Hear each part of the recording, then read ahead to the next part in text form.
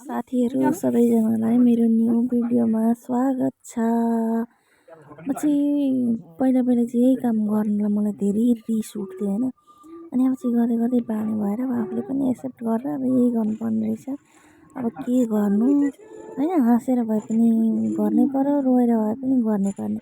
अनि किन अब गर्नै गाइस देखो ना परेपछि क्या हाँसेर है, बताओ जो भी नगर्नु कमेंट त करके इसका सही आंसर भनेर बताएगा मैले चाहिँ उसको अब गिफ्ट मिलेगा। एक्सेप्ट गरेँ ये आफ्नो रसगुल्ला तो नहीं है, काम इसके अलावा सबै क्या है थोक बताओ, हैन। बताओ ना गाइस, अनि बताओ मैले ना। चाहिँ एकदम देखो ना गाइस, देखो ना ये क्या है, हाँसी बताओ खुसी ना। नै अब आफ्नो जो भी इसका गिफ्ट कामलाई बताएगा वो आंसर स्वीकार मिलेगा, क्या है गरेर पहचानेगा उसको ना गिफ्ट एकदम मिलेगा, गिफ्ट। म खुसी जो भी कमेंट करके हुन बताएगा। सकिनँ त रस कि यो मेरो रस कारणले क्या अरूलाई त रसगुल्ला खुसी मिल्दैछ रसगुल्ला बोल भन्ने दिया ना इंसान सोच पनि लिएर होला। अलि आजकल चाहिँ अलिक मलाई ठिकै लाग्छ, खुसी नै लाग्छ। आफ्नो कामप्रति मलाई थोरै ध्यान वाह बढेको दीदी वाह, हुन्छ मौज हैन। कर दीदी, वाह दीदी वाह। के गर्ने यस्तै रहेछ भनेर पनि होला। अनि आज चाहिँ हामीले लोहडी मनाएको थियौँ। मलाई त त्यति थाहा पनि थिएन हैन, अब इन्डियामा यसरी मनाउने भनेर। यसपालि मैले चाहिँ फर्स्ट टाइम मनाएको देखेको है।